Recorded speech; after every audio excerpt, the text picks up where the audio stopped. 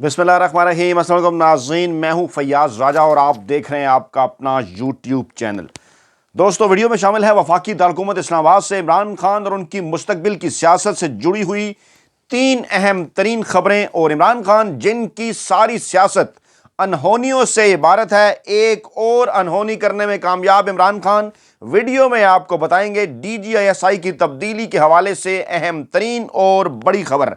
इमरान खान ने अहम तरीन मामले पर साबिक army chief general Qamar Javed Bajwa को रंगे हाथों पकड़ लिया और GHQ आज भी क्यों इमरान खान के साथ राबते करने के ऊपर मजबूर है। आजम सवाती की जानिब से चंद हैरान कुन इंकशाफात किए गए हैं। तफसीलात की जानिब बढ़ते हैं जनाब। सबसे पहले बात कर लेते हैं कराची की सियासत की, जहां से कल हमारी वापसी हुई। 4 दिन हमने कराची में गुजारे। वहां पर की गई वीडियोस भी आप देख चुके होंगे, सुन चुके होंगे कि किस तरह से कुछ खुफिया हाथ पाकिस्तान तहरीक इंसाफ और इमरान खान के खिलाफ कराची में मौजूद इमरान खान के तमाम तर मुखालफिन को एक पेज पर इकट्ठा करने की कोशिश कर रहे हैं। क्या वो इस कोशिश में कामयाब हुए या नहीं, और मुस्तकबिल में कराची की सियासत क्या रुख इख्तियार करेगी, इसकी जानिब बढ़ने से पहले आज की बड़ी अपडेट के इस्लामाबाद, कराची और लाहौर एयरपोर्ट्स की निजकारी की जा रही है। और इस सफ़र के दौरान जब मैं लाहौर भी गया और कराची भी गया तो मैंने इस्लामाबाद, लाहौर और कराची के एयरपोर्ट्स का जायज़ा भी लिया। जिस किस्म की वीरानी है इस वक्त पाकिस्तान के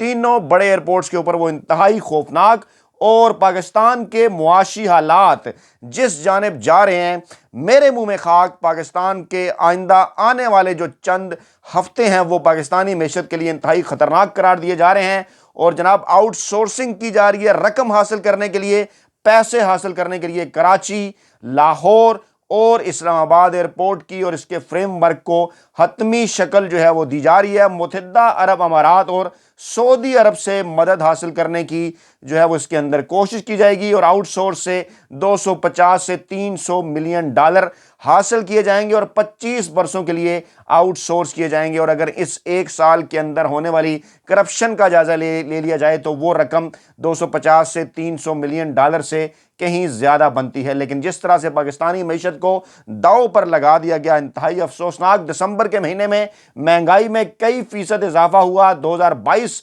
सख्त तरीन पाकिस्तान के 75 बरसों में, और महंगाई की शर्रा दिसंबर के महीने में तकरीबन 25% तक पहुंच गई। मुआशी फ्रंट से जनाब ये है अहम तरीन और बड़ी खबर। और फिर इमरान खान का और पाकिस्तान तहरीक इंसाफ के अहम तरीन रहनुमा फवाद चौधरी का ये कहना कि अब अगर इमरान खान को पाकिस्तान तहरीक इंसाफ को हुकूमत मिलती है, बनती है, तो IMF के पास जाना होगा, जाना पड़ेगा। कैसे इन तमाम तर चीज़ों से निकलेंगे, इसी मामले के ऊपर इमरान खान की 3 अहम तरीन खबरें हैं जो तमाम तर सूरत हाल को एक्सप्लेन कर रही हैं। इमरान खान ने कहा कि शहबाज शरीफ एक्सपोज हो गए, डार कितने पानी में है हमें भी पता चल गया, दुनिया को भी पता चल गया।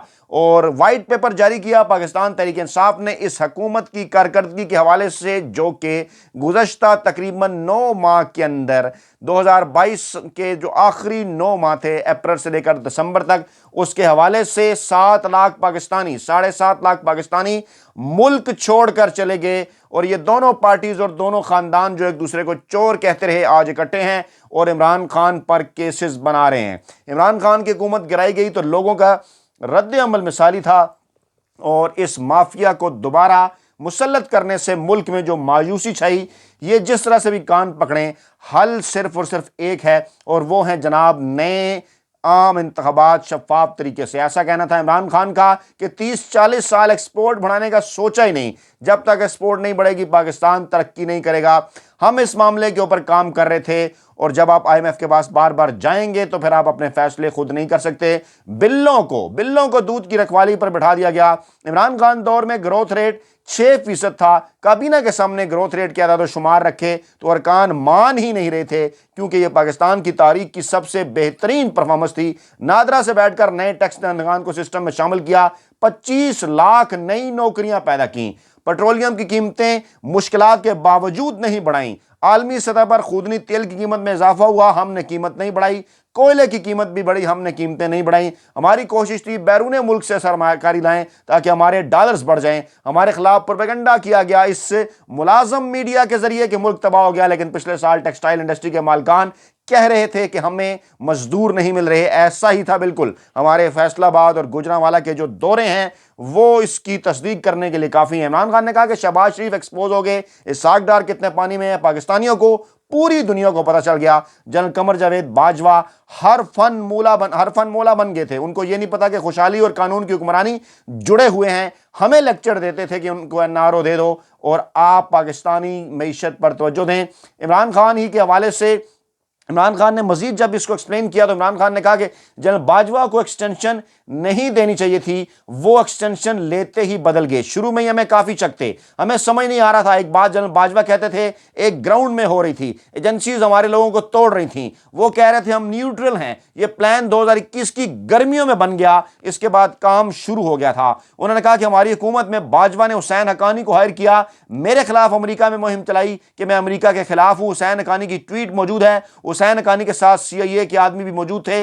हमारे दौर में बतौर जो है वो लव बीस्ट हायर किया गया, उन्हें अमेरिका में मेरे खिलाफ वो काम कर रहा था। डोनाल्ड लू का जो मामला था, जो शुरू वो इधर से नहीं, वो यहां से शुरू हुआ, पाकिस्तान से। सब प्लान बना हुआ था। ये कहना शुरू हो गया कि मैं फैज हमीद को आर्मी चीफ बनाना चाहता हूं। 2021 की गर्मियों में मैंने कभी ये सोचा तक नहीं था कि अगले साल आर्मी चीफ कौन होगा। आहिस्ता आहिस्ता आप देखते हैं तो सब समझ आता है। पूरा प्लान था, शहबाज शरीफ को लाना था, मुझे हटाना था। बाप और MKM को एस्टेब्लिशमेंट कंट्रोल करती थी, कैसे उन्हें धकेला गया। शाहजहान बुगटी एस्टेब्लिशमेंट की मर्जी के अलावा खाना नहीं खाता था, वो गया, तब हमें वाजे हो गया। हमें आखिर में मालूम हुआ कि ये उनका प्लान बना हुआ है। एक जनरल टैट बाजवा एक्सटेंशन से पहले थे, एक बाद में थे। एक्सटेंशन के बाद उन्होंने असेंबली के अंदर सारी पार्टीज को साथ मिलाया, खास तौर पे नून लीग को ऑन बोर्ड लिया। तभी उनकी अंडरस्टैंडिंग हो गई थी, उनके सारे केसेस से वो पीछे हट गए। अचानक कमर जावेद बाजवा कहना शुरू हो गए, देखें मईशत को ठीक करें, एहतसाब भूल जाएं।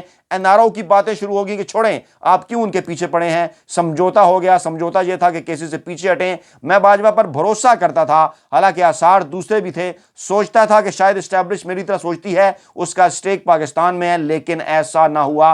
अगस्त में कमर जावेद बाजवा से आखिरी मीटिंग हुई। उन्होंने अजीब बात की कि आप लोगों के ऊपर फाइलें हैं, आप लोगों की ऑडियोज वीडियोज हैं, आप भी प्ले बॉय हैं। इस पर मैंने कहा कि मैंने तो कभी नहीं कहा मैं कोई फरिश्ता था, मैं गुनहगार आदमी था। मैंने पूछा क्या हमारी एजेंसीज का यह काम है कि लोगों को ब्लैकमेल करने के लिए फाइलें बनाई जाएं ताकि इनको कंट्रोल कर सकें। तब मैं समझा उनकी सोच हमें हटाने की है।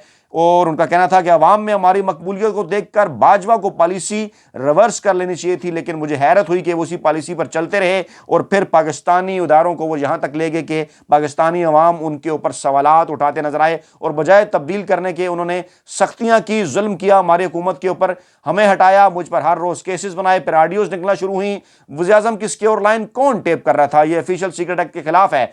मुझे क्या एनआरओ दिया, मैंने क्या किया था कि मुझे एनआरओ मिले, कौन सी चीज थी जिस पर मुझे किसने बचाया हो। शरीफों के लंदन में फ्लैट्स थे, यहां से चोरी करके पैसा बाहर भेजा गया। लंदन में मेरा एक फ्लैट था, साकिब नसार की अदालत ने इन्वेस्टिगेट किया, मैंने तो हलाल की कमाई लेकर पाकिस्तान आ रहा था।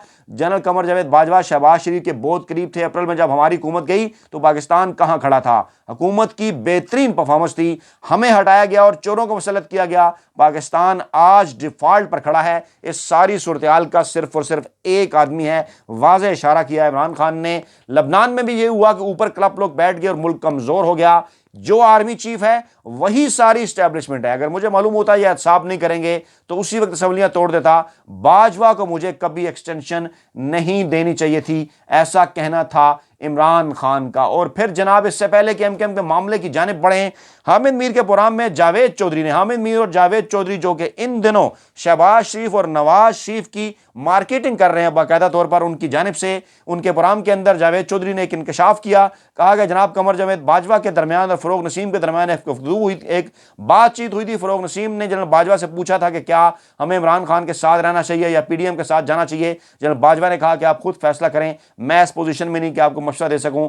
फिर उन्होंने यह भी दावा किया कि जनरल बाजवा के जवाब पर फरोग नसीम ने कहा कि आपकी अपनी फीलिंग है, वो बताएं, ये बताएं PDM क्या कह रही है, इमरान खान क्या कह रहे हैं। इस पर जनरल बाजवा ने कहा मैं ये चाहता हूं कि हुकूमत 5 साल पूरी करे। ये ख्वाहिश तो हो सकती है जावेद चौधरी और हामिद मीर साहब की, हकीकत में इससे कोई ताल्लुक नहीं। इमरान खान को 5 سال پورے کرنا چاہیے، یہ میری خواہش ہے۔ اس پر فروغ نسیم نے کہا کہ اس کا مطلب یہ ہوا کہ ہمیں مزید 1.5 سال پاگل پن کے ساتھ رہنا پڑے گا۔ اس کے بعد فروغ نسیم وہاں سے چلے گئے۔ حامد میر نے جاوید چودھری کی اس جو ان کے پروگرام میں یہ بات کی، اس کو حامد میر نے ٹویٹ بھی کیا، اور پھر یہ بھی جاوید چودھری نے کہا کہ کچھ عرصے بعد فروغ نسیم نے جنرل باجوہ کو دوبارہ فون کیا اور کہا کہ خالد مقبول صدیقی آپ سے بات کرنا چاہتے ہیں۔ انہوں نے خالد مقبول کی جنرل باجوہ سے بات کرائی، جس میں خالد مقبول نے کہا کہ ہمارے صرف 2 مطالبات ہیں، آپ ہمیں یہ بتائیں کہ کیا عمران خان ہمارے مطالبے پورے کر سکتے ہیں۔ اس پر جنرل باجوہ نے کہا کہ یہ مطالبے آپ ان سے پوچھیے، اور خالد مقبول نے کہا کہ پہلا مطالبہ ہے کہ ہمیں سندھ کی گورنرشپ مل سکتی ہے، جس پر جنرل باجوہ نے کہا کہ اس پوزیشن میں نہیں کہ عمران خان کو یہ کہہ سکوں۔ دوسرا، کیا ہمیں کراچی کی میئرشپ مل سکتی ہے؟ اس پر بھی جنرل باجوہ نے کہا کہ اس پوزیشن میں نہیں کہ آپ سے وعدہ کر سکوں۔ جاوید چودھری کے مطابق جنرل باجوہ کے جواب پر خالد مقبول نے کہا کہ پی ڈی ایم ہمیں یہ دینے کے لیے تیار ہے، پھر آپ ہمیں یہ اجازت دیں ہم ان کے پاس چلے جاتے ہیں۔ اب اس کے اندر کرکس تھا ساری گفتگو کا، لیکن کس طرح سے اس پروگرام کے اندر بات کی گئی، جنگ جیو گروپ نے کیسے اس کو پورٹرے کیا، حالانکہ واضح نظر آ رہا ہے کہ ایم کیو ایم نے اجازت مانگی جنرل باجوہ سے۔ دوسری جانب فروغ نسیم کا بھی رد عمل آیا، اور باجوہ سے متعلق بیان جو جاوید چودھری صاحب نے دیا اس کی تردید کر دی فروغ نسیم نے۔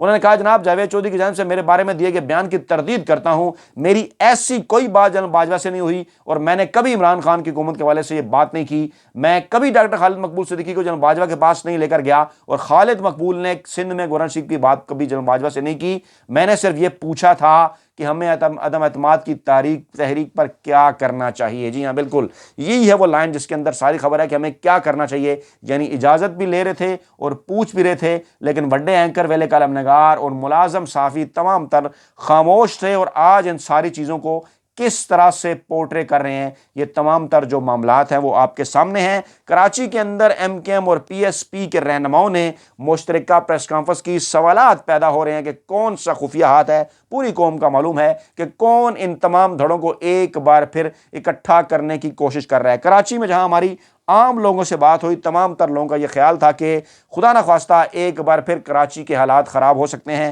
اگر ایم کیو ایم کے تمام تر دھڑوں کو ایک بار پھر اکٹھا کیا گیا۔ ان کا یہ کہنا تھا کہ پاکستان تحریک انصاف اور عمران خان کو کراچی پر زیادہ توجہ دینا چاہیے تھی، کم توجہ دی گئی، لیکن اس کے باوجود مستقبل کے الیکشن میں بھی کراچی کے عوام کی جو چوائس ہے وہ پاکستان تحریک انصاف اور عمران خان ہوں گے، نہ کہ ایم کیو ایم۔ لیکن اس کے باوجود کون ہے جو عمران خان کے مقابل ان تمام تر مخالف سیاسی دھڑوں کو ایک پلیٹ فارم پر لانے کی کوشش کر رہا ہے؟ فواد چودھری نے کہا کہ ایم کیو ایم کو دوبارہ اکٹھا کرنا شہیدوں کے لہو سے غداری ہوگی۔ ایسا کہنا تھا فواد چودھری کا کہ ایم کیو ایم کو دوبارہ اگر اکٹھا کیا گیا۔ انہوں نے کہا کہ گورنر سندھ کامران ٹیسوری کراچی میں قبضوں اور جرائم کے کیسوں میں ملوث رہے ہیں۔ سابق وزیر نے یہ بھی کہا کہ نیشنل سیکیورٹی کمیٹی میں وزیر اعلیٰ کے کے پی اور بلوچستان کو نہیں بلایا گیا، اس سے حکومت کی سنجیدگی کا آپ اندازہ لگا سکتے ہیں۔ اب جناب یہ ہے وہ تمام تر صورتحال کہ جس صورتحال کے اندر عمران خان کو اہم ترین اور بڑی کامیابی ایک ہونی اور عمران خان کرنے جا رہے ہیں۔ ذرائع کا یہ دعویٰ ہے کہ آئندہ چند دنوں کے اندر وزیراعظم سیکریٹریٹ کو جی ایچ کیو کی جانب سے، موجودہ آرمی چیف کی جانب سے نئے ڈی جی آئی ایس آئی کی تعیناتی کے حوالے سے سمری جو ہے وہ موصول ہونے والی ہے۔ اس پر کام شروع ہو گیا ہے۔ ذرائع نے اس حوالے سے دعویٰ کیا ہے کہ نئے آرمی چیف جب بھی جو ہے وہ تعینات ہوتے ہیں، اس کے بعد وہ اپنی ٹیم ترتیب دیا کرتے ہیں، چاہے وہ D G I S P R ہوں یا پھر D G I S I ہوں۔ D G I S P R کی تبدیلی ہو چکی ہے، اور عمران خان بارہا اپنے جو ہے وہ پریس کانفرنس کے اندر، عوام سے خطاب کے اندر، انٹرویوز کے اندر اس وقت جو موجودہ اسٹیبلشمنٹ ہے، جو موجودہ خفیہ جو اس وقت پاکستان کے سیکیورٹی اداروں کے جو سربراہ ہیں، جس قسم کا معاملات ان کی جانب سے جو ہیں وہ پیش کیے جا رہے ہیں، یا جو کچھ کراچی میں ہو رہا ہے یا پاکستان تحریک انصاف کے احتجاج کے دوران ہوا، وہ تمام تر اشارے ہیں وہ کس جانب جاتے ہوئے نظر آ رہے ہیں۔ عمران خان اس کے اوپر بارہا بات کر چکے۔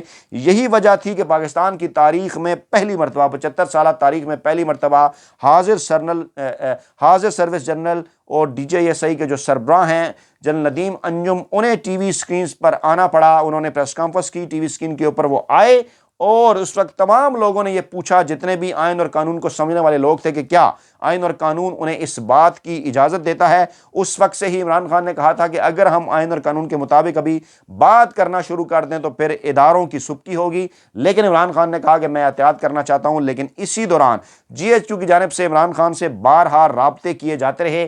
اعظم سواتی جن کو رہا کر دیا گیا، آج انہوں نے بھی اپنا جو وہی بیان ہے اس کے اوپر وہ قائم رہے، اور اپنے بیان پر کھڑے رہتے ہوئے انہوں نے کہا کہ جناب کپتان کا سپاہی ہوں جس نے ملک کی خاطر اپنے جسم پر گولیاں کھائیں، میرا عزم اپنے کپتان کی طرح بلند ہے، چند باضمیر نڈر اور دلیر ججوں کے علاوہ ملک میں عدل کا نظام سویا ہوا ہے، نہیں تو کسی کو مجال تھی کہ ایک ٹویٹ پر میرے خلاف پورے ملک میں مقدمات جو ہیں وہ قائم کر دیے جاتے۔ اور اعظم سواتی نے جو کچھ کہا کہ جو میرا موقف ہے وہی تو میرے کپتان پاکستان کے کپتان عمران خان کا موقف ہے، اور عمران خان بھی اپنے موقف کے اوپر ڈٹے ہوئے ہیں اور میں بھی جناب اپنے موقف کے اوپر جو ہے وہ ڈٹا ہوا ہوں۔ اعظم سواتی نے یہ بات کر کے ایک بار پھر واضح کر دیا کہ جس طرح سے ان کے اوپر دباؤ ڈالا گیا، اس دباؤ کے نتیجے میں وہ اپنے موقف سے پیچھے ہٹنے کے لیے ہرگز تیار نہیں ہے۔ تو جناب یہ تھیں آج کی بڑی اور اہم ترین اپڈیٹس۔